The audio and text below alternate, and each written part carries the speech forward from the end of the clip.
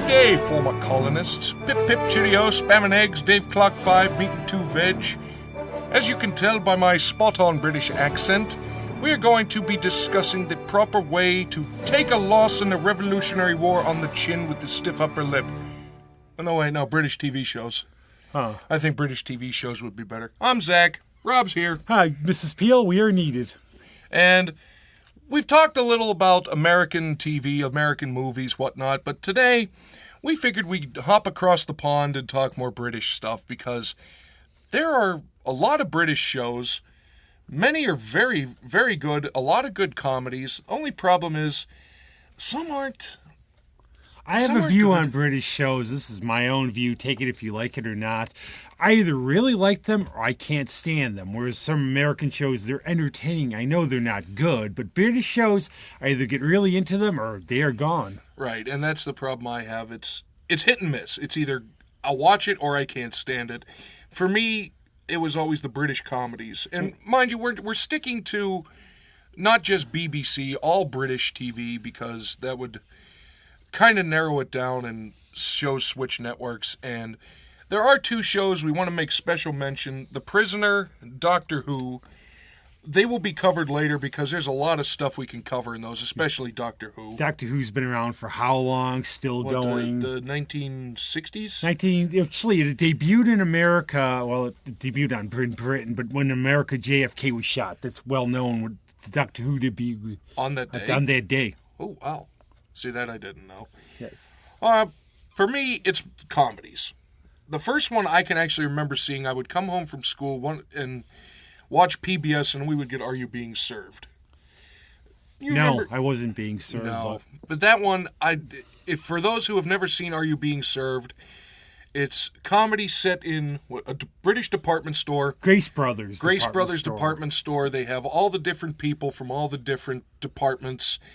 They begin with them infighting, and then all of a sudden it's ridiculous. It's the characters ridiculous. Are great. They're completely over the top. Yes, menswear. Yeah, the characters are completely over the top.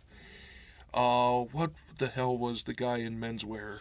Mr. Humphreys. Mr. Humphreys. At first, they didn't like his character, if I recall. They said get rid of the poof, but he turned out to be the most popular character on the show. And there's Mrs. Slocum with My Pussy. Yeah, would you care to pet my pussy? And it's just silly, and the thought was nobody would care about these characters, but it went on for something like 12 years or so. It kept coming back. Well, there was Are You Being Served, and then there was Are You Being Served Again? What happened was Mr. Grace passed away, and I guess he passed away in real life as well, and they went on to work on a farm. Yes, it was a farm. Was that Are You Being Served Again? Or yes, on Are You Being Served Again with Mabel Moultard and Mr. Mavis Moultard. Oh, God. It only ran a year. It had its moments. It wasn't as good. It was just good to see the old faces. Right, and we were talking about this a while ago, about how some shows do reunion shows. The only problem is the main cast is dead. Pretty much. I mean, that's the thing. Some shows, it's amazing how they're still around. Others, like them, it's like the Beatles and the Stones. Somehow Keith abides. He's going to outlive us all. But one of the first show I know, this is the first BBC show I ever saw, was The Avengers. This was not the ones fighting Thanos. It was John Steed and Mrs. Peel, even though the show started on radio, ran at least 12 years, and John Steed, played by Patrick McNee, is a unique character in my view. That's why I don't think the movie with Ray Fiennes could work, because nobody else could play him, really. But it got big in America when Emma Peel was played by Dame Diana Rigg. But he had many partners before. He started with a male partner, then it was Honor Blackman, and then she left, and then Diana Rigg came on for 2 seasons. And it was just the way Steed played Steed. Patrick McNee played him. He was an elegant gentleman, but he was also dangerous. The plots were very interesting. They were all over the map, sort of sci-fi, horror, spy drama. And then actually 2 of the stars left. Diana Rigg left to be in a James Bond movie, the same reason Honor Blackman left. I was going to say, wasn't Honor Blackman a Bond girl? She was in Goldfinger, and then Diana Rigg was in Honor Majesty's Secret Service. She was James Bond's wife. Oh, the non-canon James Bond movie. No, that counts as canon. Which was the one that wasn't canon? It was Never Say Never Again. That's it. I knew it was one of them. And Casino Royale, the comedy, too. Well, that was a great one. That James Bond is another topic for another obviously. day. Now, that was the Avengers. Do you remember What was the one with Joanna Lumley? The New Avengers. There was one Thunderbird? called no, The she was New Avengers. What happened was Patrick Neate came back, but he was more advising the younger agents. Yeah. And then Thunderbird's that drink that's really cheap that you buy at the liquor stores when you don't have any money. No, don't even. But I never actually watched Thunderbirds, but I've heard enough references. I've seen them. They're little puppets, aren't they? I think so. I really don't remember. I think they are. They're like the little puppet guys or whatever. I don't know. And then they had the robot in the car, like the 28-foot long car with the 23 wheels. One thing we'd be remiss to mention, we have to dedicate the show to the memory of Tinker Dell from a great show. From the great show Lovejoy that I actually discovered very recently. I think it was because of you. Yeah. Because we're both Ian McShane fans. Who doesn't love Ian McShane? And we found this show Lovejoy, since we're talking about it. He is a antique dealer, a little on the shady side, I would say. Basically, this guy, all he wants to do is go through his life and get antiques, fleece people with antiques. Flirt with women, sleep with women. But he always ends up in these random adventures, getting involved with the Russians, the Chinese mafia, Kato from the Pink legendary Panther films. Burt Kwok, Kato from the Pink Panther movies, had a cameo in 2 episodes. But in one of the characters, his advisor, old army guy or British army guy, always wore tweed, Tinker Dell, unfortunately recently passed away. And we had Eric Catchpole, too. Yeah. But and I guess that they're a lot more quirky than the novels, a lot funnier, but it's just fun. He's sort of a bad guy, but he fleeces worse guys. That's the thing. He's quote unquote villain, but he's a villain you could actually get behind because he's not. And I was surprised because I'd heard of this show for years. I thought it was a detective show, which it is not. But he's not a detective. And it gets funnier and funnier, I think, wouldn't you say so? It gets crazy. I just finished season 5. There were 6 seasons. And season 5 was ridiculous. You want really funny, though, Fawlty Towers. The thing about Fawlty Towers, do you remember they were going to bring it over to the U.S. and remake it? I've heard that, but I've never seen it. But the problem, it never happened because the character they wanted to get rid of was Basil Fawlty. Well, didn't it, for anybody who's never seen the show, Basil Fawlty was played by John Cleese, owned a hotel called Fawlty Towers, and everything went wrong. All the time. And there's a story behind this, and I heard this from John Cleese in person myself, so I hope it's true. The person he based it on, Monty Python was staying in a hotel in Wales, and the hotel owner was Basil, basically. He had this idea that everything was fine about owning a hotel except for the customers. And he said this guy was Basil. The person's daughter actually said, "This is my dad." But what happened years later, they wanted to talk to the gentleman about the show. He wouldn't even talk to them. And she said, "That's dear old dad right there." Well, that didn't run very long. One season, John Cleese got tired of it. They talked about doing a second season with Manuel, the manservant. He came into a hotel in Spain, and suddenly Basil comes and works for him. But John Cleese had that. He quit Monty Python after 4 years because he just got bored. I think we should talk about Monty Python. Oh, yes. The Flying Circus. That was just... Which then spawned so many great movies. Monty Python, The Holy Grail. Life of Brian, which is voted the #1 British comedy, and is the reason Handmade Films came about, because George Harrison, on the phone to Graham Chapman, said, "Nobody will make this movie. I read the script. I want to see this movie. I'll pay for it." What was the other big one that he did? Meaning of Life, which is one for me. I didn't really enjoy that one as much. I didn't enjoy it. Had I probably seen it before Holy Grail, it would have been a lot better. I don't know. I've tried. That one I admit I've really never been a fan of. But Monty Python's Flying Circus was, sketch? Yes, really sketch absurdist comedy. Sketch comedy, and it was a lot bigger in America. That's what a lot of people don't understand. A lot of Brits found it too posh humor-wise. All the college kids liked it, but it was a lot bigger. I used to watch it on PBS. And actually, now also thinking about it, did that not spawn the musical Spamalot? Yes, which I think I know Neil Innes is very mad about that. He actually played one of Robin's minstrels in it because Eric Idle, I think, did something about the royalties, but it spawned Spamalot. Yes, it's the same thing. Because I remember that thing where they were going to the castle. Spam, spam, spam, spam. Oh, yes. Spam, spam, spam. All right, I owe the that's BBC actually $5. No, but that's actually one of the ones that's in an episode. It's not in Holy Grail. Yeah. But one of the ones I like, Masterpiece Theater, and you can't do say Masterpiece Theater in general because it's all everything else. But one of the ones that I remember from years ago was I, Claudius. And this is a story. It's from Robert Graves' book about the early Caesars. And it starts off actually in the age of Augustus or Octavius, and it runs all the way through Claudius. And the thing is, you find out these people are gangsters, for goodness sake. And the thing is, I found I came to really like Caligula the best because he was just outright insane and made no beans about it. But they're all poisoning each other, backstabbing each other. I never watched Masterpiece Theater. Did it actually have the beginning with like the harpsichord and the guy in the leather armchair? This one would have a snake running across a picture, an old fresco of Claudius. Well, I mean, like just. But yes, they would do that a lot, though, too. too. The guy in the smoking jacket. Yes, and was Was it Peter Graves for a while even or not? No, they're probably confusing that. I can't remember the host. I think Diana Rigg hosted Mystery, which is another show like that.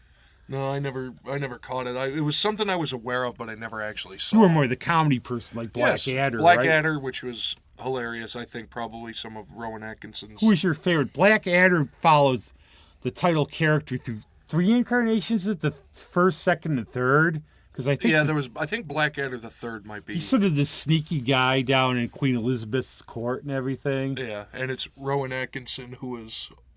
Probably most well known in this country, especially for Mr. Bean. Mr. Bean, but Johnny English. If you have a favorite, I actually like the second incarnation. I think the second or the third. Because for me, the favorite episode is the Master of Disguise. Yeah. And when he kills this guy dressed as a cow, Queen Elizabeth, who's played by Miranda Richardson in an early role, "You're a naughty boy. You killed Mother."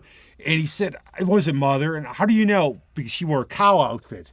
Well, the one person is the Master of Disguise. The other person is the daft old woman on the edge of sanity. Then she comes out in this horrible cow outfit. Moo. Well, it's really fun. It's probably the best episode. I mean, a lot of the episodes are really funny. And then later on in Blackadder 3, Tom Baker, maybe the best actor ever, played Captain Rum. I remember Tom Baker in. And you know, he actually played Sherlock Holmes in one thing. There was special on BBC. He played Sherlock Holmes. But that goes into Sherlock. That goes into Sherlock. Is it still running or is it over? Yes, Cumberbatch said he would do it as long as they do it. They only do a couple episodes. Yeah, that's another thing about British TV. They tend to, in the U.S., we tend to run seasons for 20 to 23 episodes. They get 6 to 10. Are You Being Served ran for multiple years, and I think the total episodes is around 70, and it ran from probably around 1970 to the early 80s. Or like the old Addams Family in the U.S., it had 2 seasons, but it ran for, 120 some episodes because it had 40 to 50 a season. But there is a lot of diversity in this, too, because one of Zach's favorites is Sir David Attenborough. And we could go on for the rest of the episode about his titles. Well, yeah, all the letters he has after his last name. But that's another thing that the BBC especially does well is nature documentaries. I think they probably have some of the best nature cameramen in the business. Blue Planet 2, and I think Sir Attenborough's working on another project. He's always working on I know, I heard even he's, in his late 80s? Well, the photography in this is just incredible, though. I mean, really, I don't know how they do it. But, I mean, they have some of the best out there. Well, you like a lot of the documentaries on there. I do. Top Gear, certainly. Top Gear, that's... And explain that, how it is about... It's about cars, Top but Gear, really funny. It's formerly BBC.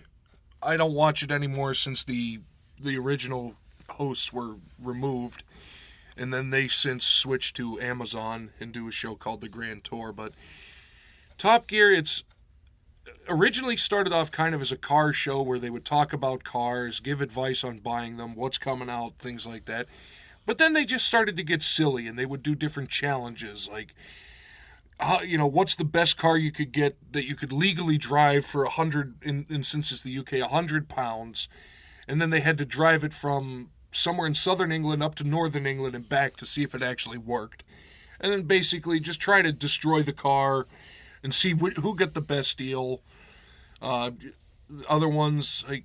a couple of the ones I cracked up because they're always getting stuck, but like the one where they go to Vietnam and they wipe out on the motorcycles, and they're always getting stuck going down one way. Yeah, or build your own amphibious car that's good enough to cross. And then the almost better Channel. is when they're in the studio and they're talking about it. They're just hilarious. And you remember, what are their names? Because I actually am blanking. Jeremy Clarkson was the host. He was actually the one that got fired. other two, James May and Richard. Jesus Christ, I just blanked on his name. Richard Hammond. No, he was the son of God. Yeah, sorry. No, Richard Hammond. They left in the show of Solidarity with Clarkson, and they ended up on Amazon. Now, do you have a favorite guest star on there? Because they have some really funny ones. No, there's too many. I mean, well, like David Tennant. David Tennant was on there. Billy Piper was on there. Which we knew an unfortunate nickname for David Tennant we don't want to repeat. Well, that will come up in the Doctor Who episode. But they just got... And the celebrities would argue over who would, go on there. Patrick Stewart was on there once or twice back in the early days of it. Michael Gambon, who was famous for... a lot of things. He became Dumbledore. He became Dumbledore when... I am right, am I? Yes. He became Dumbledore when the first actor when Richard Harris died. When Richard Harris died. But he was also in, I think, Layer Cake. He's been in a lot of movies. You see him around. Yeah.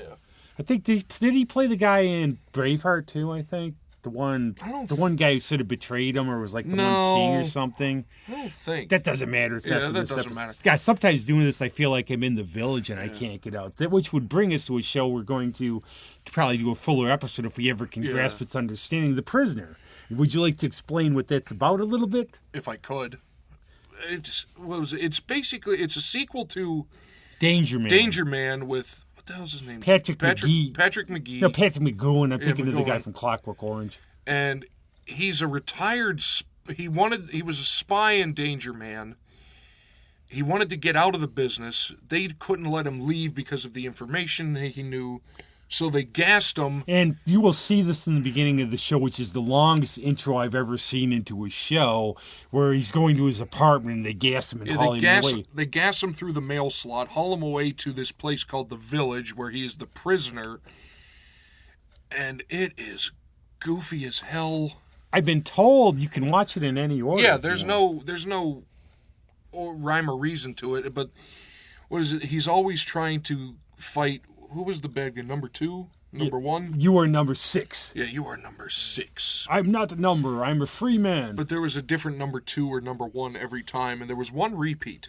Yeah. I can't remember who it was. The sad part about it is I have met Rover, who is the killer bouncing ball, and in reality, he's a gentleman, wouldn't you say so? He was very soft-spoken, just stood there with an air of quiet dignity about him. But he's the giant ball who sort of keeps him in the village, who's bouncing around. If people start to escape, there's this giant ball who just bounces and absorbs you, and you end up back in the...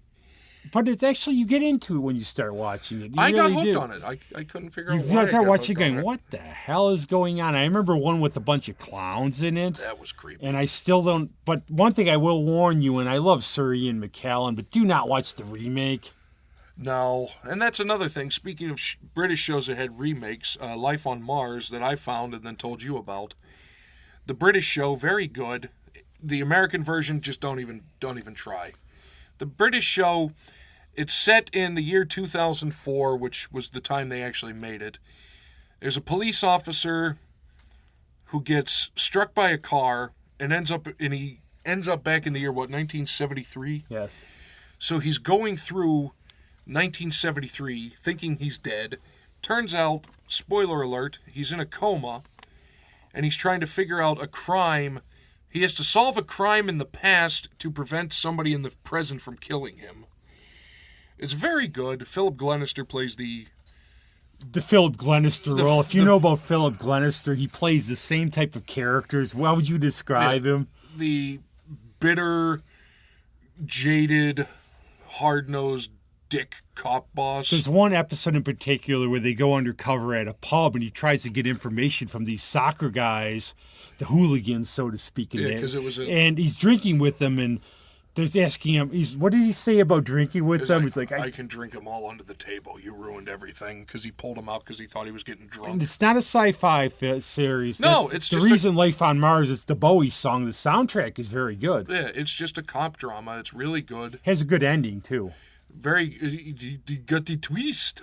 But it's a good one. I thought it didn't end where you're, come on. Yeah, because you asked me how it ends. You asked me, does it have an ending? I said, yeah, it does. And you weren't disappointed. And The main character is played by John Sim, who, if you've ever seen him, makes a very good version of the Master in the new Doctor Who. Yeah. And I think he would make a good Doctor. But if you watch Life on Mars, try to couple it with a series called Prey.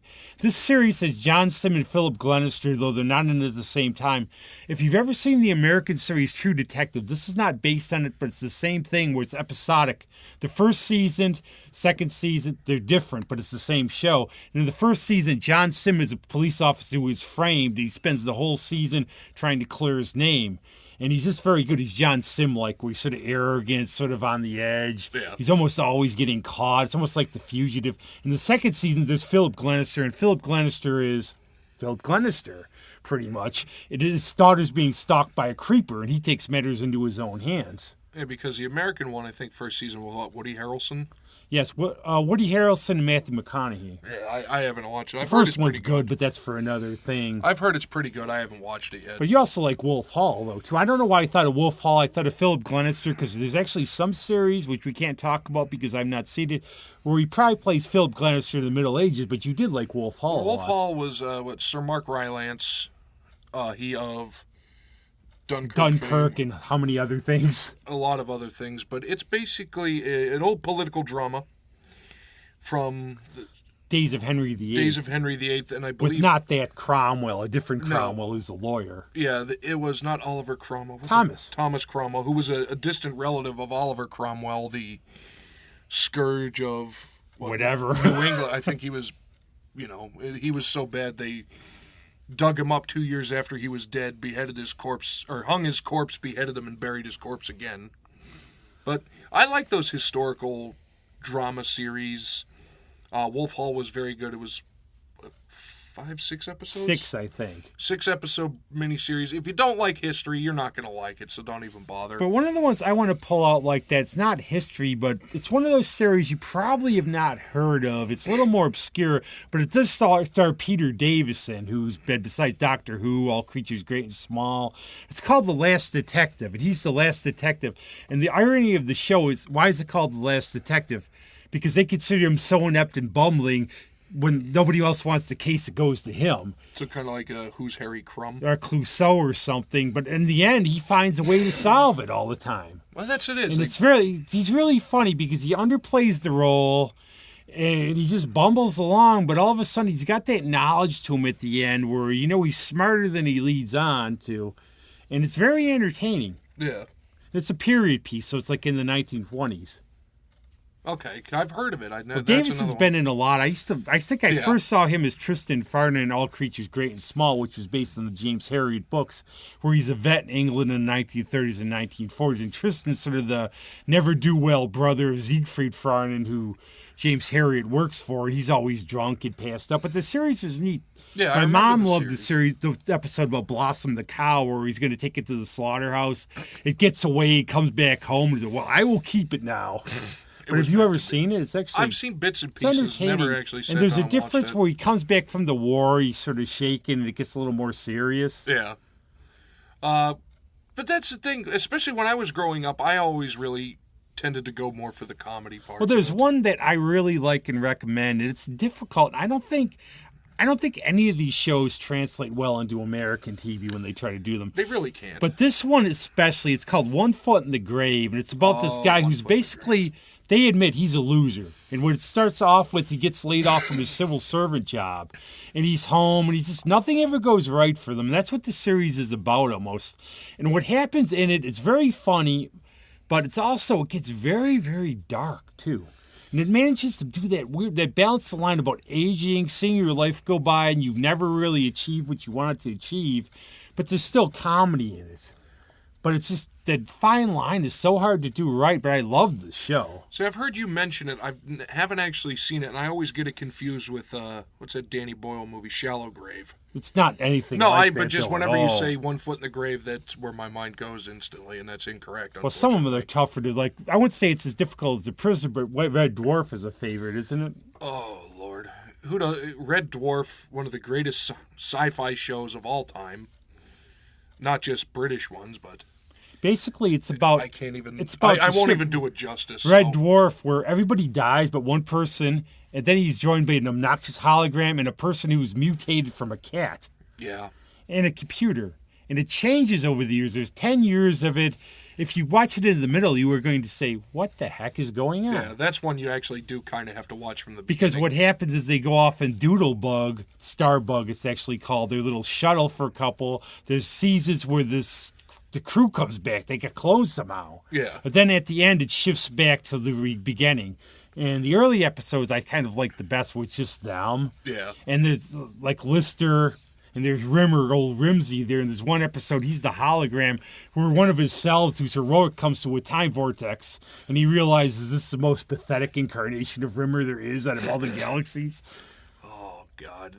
It's one of the best I'm shows. still waiting for that show to drop in price. Yeah, it's one of those. And they end up with a movie. They finish the series. Again, it's a British show, so it would stop, it would start, it would stop, it would start. But then they just finished season 10 as a film. Yeah, well, actually, on that note, absolutely fabulous. Good old Ab Fab. I always thought it wouldn't work in America. It didn't. It didn't, and it didn't work in the modern times because it came out in, the 90s? Yes. Essentially, you have two... Patsy and Adina, Joanna Lumley and Jennifer Saunders. Thank you. Good God, I blanked on her name. And they are just overly prim and proper, but incredibly narcissistic train wrecks. Just trying to go through life. Everybody's wrong. They're right.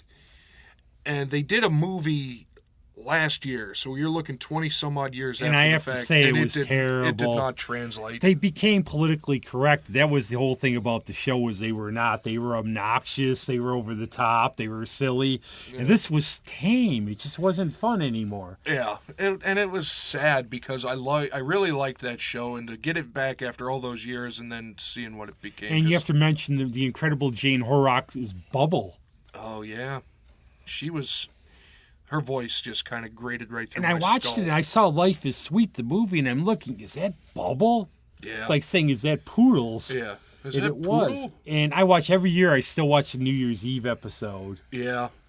Which is just really, they're all funny. It's one of the best shows ever, and unfortunately, it had its time. They did occasionally Fabulous where they would come back, but it's not the same anymore.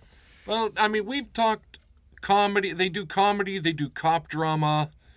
There's a lot more cop drama stuff to talk. Did they ever do any legal shows that I can't remember any? Rumpole of the Baileys, John Mortimer, and I remember, I'd love to comment on it, but I wish I had a lawyer around or something because I never saw it. Yeah, or somebody did. Yeah, I always wondered how it translated to the actual practice of law. And remember, we had pitched this idea of having somebody from the legal profession watch a movie and talk about, oh, God, he is here. Our sponsor is here. Oh, he looks mad. Yeah, he looks angry because he's fallen asleep in his chair. He's been silent for a half hour. He's angry because you guys lured me here and another guest, who I guess you'll introduce at some point in time, under false pretenses. Yes. You told us that we'd be in front of a live studio audience. I see nobody in this big building. The only person we're here was a security guard. You have Duke Ellington right over there. Duke Ellington somewhere. He's not alive.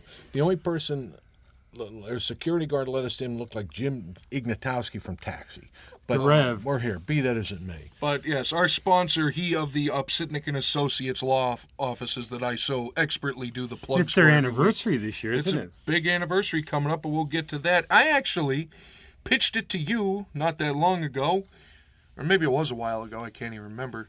The movie Anatomy of a Murder, the great Jimmy Stewart legal classic, I believe is the birthplace of I'm just a small country lawyer. And I asked, how close is it, with you being a lawyer, how close is it to actual practice of law? You were able to watch it, and we'd like to know your thoughts. Okay, well, give me a couple of minutes. Yeah. First, why this movie, which is from 1959, as opposed to any one of dozens of other legal movies that culminate in a trial? I think because the reason was it was the last legal trial movie I saw before the idea hit me. Okay. That's probably the only reason. It's a good movie. I'd never seen it. And that was a good movie. In my wheelhouse because it's black and white. Let me take a couple seconds and set the stage for those that have not seen it. If you haven't, I encourage you to go see it. Do what I did. Go to your library and get it as part of your library membership. It's from 1959, as Zach said. Stars Jimmy Stewart, Ben Gazzara as the Jimmy Stewart is the sort of the low-key, partially retired attorney. Ben Gazzara as the defendant, who's an Army lieutenant who killed a man who raped his wife. The wife is a very promiscuous young Lee Remick. The prosecutor is a sort of a forgettable, the district attorney, but this guy, realizing that he might be in over his head dealing with Jimmy Stewart, brings in a young assistant attorney general, state prosecutor, a young, suave, aggressive George C. Scott. So you have some real luminaries there. It takes place in the Upper Peninsula of Michigan, and as we said, a bar owner rapes Gazzara's wife, Lee Remick. He, about an hour later, walks to the bar, Gazzara does, shoots the bar owner, charged with murder. He asks Jimmy Stewart to represent him. Stewart, having lost as the district attorney, lost his reelection, in sort of a semi-retired fashion, spending more time fishing than practicing law. There are more similarities than differences. So let me start with the differences. Starting with, and Rob actually mentioned this great musician. I've been practicing law for 40 years, been a lot of places, done a lot of things. My day has never been accompanied by a Duke Ellington score, unlike this movie. That's one difference. Leaving aside the stylistic things from the 50s, and nothing better than seeing a jury packed with men in suits and women in dresses. That doesn't happen anymore, but they're still just as intent and true to their oath. Let me say that. The big differences are things that were done for dramatic license. Too many cheesy courtroom stunts where they're not really rebuked or admonished by the judge. The judge is more mild-mannered than any judge I've tried a case in front of, in terms of calling people to a halt, threatening contempt, or finding people in contempt. Too many in terms of but it's necessary for the movie to flow. There are generally a lot of sidebars and in chambers on a lot of these issues that were argued in the courtroom or right in front of the jury. George C. Scott especially gets inches from the face of Lee Remick and another female witness, and as he accuses them in very, very aggressive, over-the-top cross-examination. That would not happen. That's never happened. That would not happen in a real courtroom. It wouldn't take too long for the other attorney to object and the judge to back the attorney off. Witnesses have their space. Honestly, those are the major differences.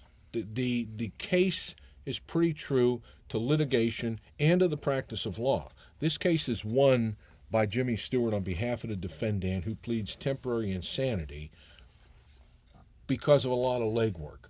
Stewart and his staff, a broken-down alcoholic lawyer and a loyal secretary, went out and did their legwork. They went out and interviewed people and found records and did things, got an Army psychiatrist to examine Gazzara. And in the practice of law, in my 40 years of experience, 40 years this month, preparation wins cases far more than courtroom theatrics. And I've never tried a case where the attorneys have been as polished and as glib and as quick as Scott and Stewart. Zach, you mentioned that Stewart near the end says, well, I'm just a country lawyer. Yeah, just a small country lawyer trying to go against this big shot from the big city of Lansing. Yeah, from downstate Lansing, the state capital. And that's a stunt that I think any young attorney uses a couple times. Yeah. Then it gets to the point when, the hair gets gray and the paunch is there. That doesn't work anymore. But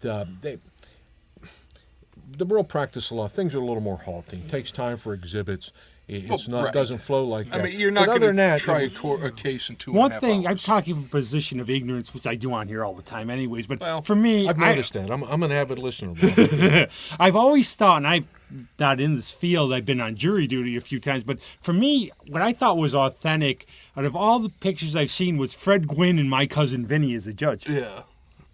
I thought he was more, look, this court's serious. The way he tried to play it was more serious, not to be messed around, not to mess around. Well, Mr. Gambini. My Cousin Vinny was a great comedy. Yeah.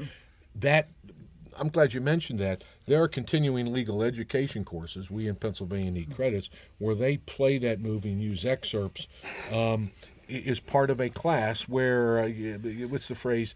You mean your grits cook faster, your stove defies the laws of physics. Defies the laws of physics, yeah. Well, I enjoyed that because they didn't make them out as country bumpkins. They're smart. Yeah. He tells Vinny, look, this is a court of law. We got to be serious. Yeah. But the two Utes. But that was played for comedy. Yeah. Right, but Anatomy of a Murder wasn't. But I'm saying the judge, who was a visiting judge, was a little too low-key. He'd be barking at people. He'd be bringing a gavel down. He'd be sending the jury out. He'd be dragging the but again, for dramatic license, you have to have that kind of pushover authoritarian related to that, figure. just a quick question. In terms of legal movies, what's the biggest stereotype that pops up that you see that's always wrong? It's just not true. Is there any or not? Man, I'm thinking. I can't think you know what? What we mentioned, that attorneys are that quick on their feet, that glib, continuously polished, and continuously moving along. There's plenty of sitting down at the end of an examination of a witness, Director Cross, asking the court, can I have a few moments to examine my notes? The pace is slowed down. The pace probably is far for dramatic more, license because it would be boring to watch the movie where we're waiting for him to look through his notes. And that's why it's a movie. Now, real life is not particularly I think I wish more people would realize that. A trial's not going to conclude in 2.5 hours. But there were a lot of similarities. I mentioned the legwork and preparation. The first fellow that I practiced with 40 years ago, the late John J. Hickton, who was district attorney in the Pittsburgh area for a bit, and I learned more of what not to do than what to do. On his dictating machine, he had a little sign, every case can be won, preparation. And it's preparation, and that showed it. I think maybe if you've seen it or not, the one show I saw on TV was called Murder One. What they did, they took one case, that was the whole season. So they tried to show the preparation, how the trial went, try to be more authentic. And I think that might, if you've ever seen that show or looked it up. I didn't see it. Get it at the library. Okay. One season, it didn't last long because people didn't get it because a season was one case. And they tried to go through the process, how on every side, how it worked. And I thought it was more realistic as far as it is. We had more time. In a related vein, I'm going to digress, but you cut me off if you want. This current edition of the podcast serial deals with a year in the Cuyahoga County Courthouse in Cleveland, following not individual cases, but also just the vibe and how things go. In criminal cases, more pleas than anything else, and that's more realistic here.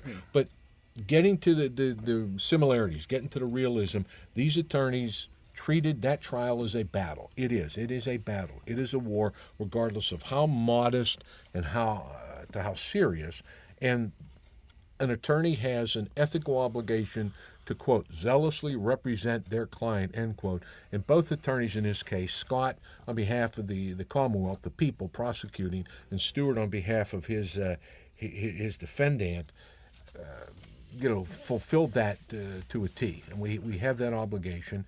And one more thing that's a similarity, at the very end, the jury's out, they're sitting around waiting for the jury. Well, at this day and age, you give the tip staff your cell number so you can be anywhere close. You don't have to sit in your office. But I actually started in the pre-cell phone days, so when the jury was out, you had to sit around your office, drinking some coffee, playing cards, killing time, doing anything but work, in my case, waiting for that phone to ring, and sometimes into the evening. And when that phone rang, that you were just told, let's go, there's a verdict, and you go over there and take the verdict. And so that's realistic. You know what? That's pretty much it in terms of that. Analysis. You also had, when you heard our wrestling podcast, there's something you wanted to tell everybody. Yeah, you were talking to me about that the other day. Somehow omitted, despite our brilliance. Yeah, if I can have a couple more moments before your next guest, Bon Mott's, didn't omit it. Well, there's that the studio wrestling. You guys talked about Pittsburgh studio wrestling, Rob's studio wrestling here. There were a number of things. There were Bruno Sammartino would periodically show off his strength by taking his manager, a foreign gentleman by the name of Rudy Miller. Miller would be wearing a suit. He'd sit on Bruno's back, and Bruno would do a dozen or so push-ups in the ring. Always thought that was pretty interesting. and unusual. Zach, you guys had mentioned Jumpin' Johnny DeFazio, and John, who now is in his late 70s, with a hip that he doesn't want to replace, so he walks with a real hitch. But he was an acrobat. He was very athletic and very skilled wrestler. Allegheny County, where I reside, has an elected county council, probably the only elected body in the U.S. with 2 former wrestlers on it. Jumpin' Johnny, who's on there, and a guy by the name of Dr. Chuck Martoni. He's an educator who was known locally as the Masked Marvel. Who was the one? He was the one that became the mayor of Swissvale? He was the mayor of Swissvale because he was from Swissvale, suburban Pittsburgh. Yeah. So he was the Masked Marvel. And one thing that I have a lot more notes, but I could go on forever. I'm not going to do. Well, because you said something about Baseball Hall of Fame. Baseball Hall of Fame. I couldn't figure it out. The studio wrestling, everything was live. The studio audience was live. There were probably 50 people with a bunch of cardboard cutouts in the back row to make it seem like it was a lot bigger. But there was a company that sponsored studio wrestling for its run, I think 59 to 72, American Heating, just a heating air conditioning company. Their live spokesman was one Pie Trainer, Oh. a Pirate Hall of Famer, pirate. the great pirate, who at the time was, I think he died in 72. He died the last year studio He wrestling didn't train was on. pies, though, But did he? no. But he would do the commercial very haltingly, not very smoothly. But he would close with "Who can American." Oh, God. So with that, I'll close with my wrestling comments. Thanks for giving me the floor for a bit, guys. Yeah. Well, and honestly, by the time we're recording this, Veterans Day is either right around the corner or just happened. And we did not watch Brideshead Revisited, so we couldn't talk about it, but we can talk about the war, thankfully. Yeah, but in honor of Veterans Day, salute those who have served and are serving. We do have a veteran with us down the end if he's awake. Yeah. Hey, wake up or they'll throw dirt on you. Okay. No, it's my grandfather, Joe.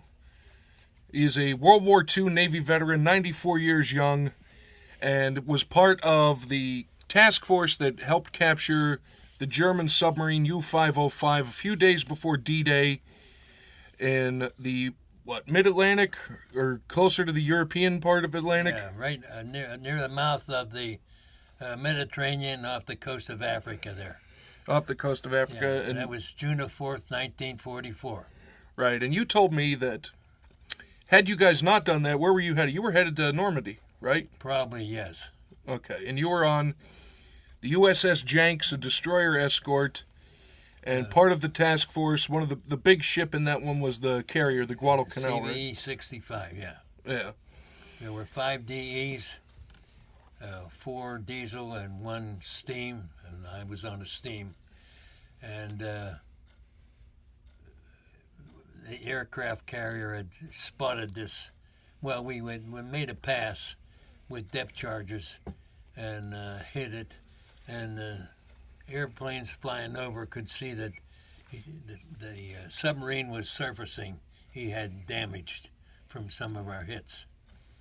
So they come up and they were told to abandon ship and open the Seacocks, and they didn't. I guess they didn't complete it because it stayed afloat for a while. We picked up some prisoners, and we had trained the captain on the carrier, said that we were going to capture the next sub if possible. So the sub come up, and he said not to use any heavy weapons, just 20 millimeter guns. And they were told to abandon ship, and when they did, we picked up some prisoners. And this crew that was trained to intercept went aboard the submarine and start closing the Seacocks to keep it surfaced. Then in the finding, we found some Enigma equipment, which was used to convert messages from Germany to tell what positions and what actions they were doing. This is supposed to save a lot of time ending the war. Yeah, because I remember you guys grabbed the code books, too, for the Enigma. Not just the machinery itself, and they were the current, the up-to-date ones, so that, I know the British had done a good amount of code breaking with it, but that really helped aid the further code breaking with the Enigma, so you kind of had a window into what they were up to. Yeah, this U-505 is now housed in the Chicago Science Center in Chicago. Yeah, and I've seen many of the pictures of you of it. And hey, you went down there a couple times, didn't you? Yeah. What was it like to see that thing again, Well, especially up close? Because it's kind of tough living in. I mean, they're cramped for space, and you're underwater a lot. And when you see the clothes and all that, how many days you have to get out of your clothing, it's not real sanitary neither. no, Let me step in. You said that your ship was chosen to tow that sub to where? I forget. No, and no. why your ship? Okay, we were going to tow because of the niggling equipment. They didn't want nobody to know this, so it was a big secret mission. So they had a seagoing tug who come to tow the sub to Bermuda, where we would be housed. And our ship, the others were all Ford diesel, we were steam, and we were faster than the others. So we accompanied the seagoing tug to go to Bermuda with the sub and on all his valuable documents. wasn't the Guadalcanal part of that? Like they towed it for a bit until the tug Yes, came. yeah. Well, they weren't equipped for it. Just Right. that, it was filling with water, and by the time they got everything under control, but they had no speed. It would have taken a long time to pull it wherever they wanted to go to get more information from it. See, there you go.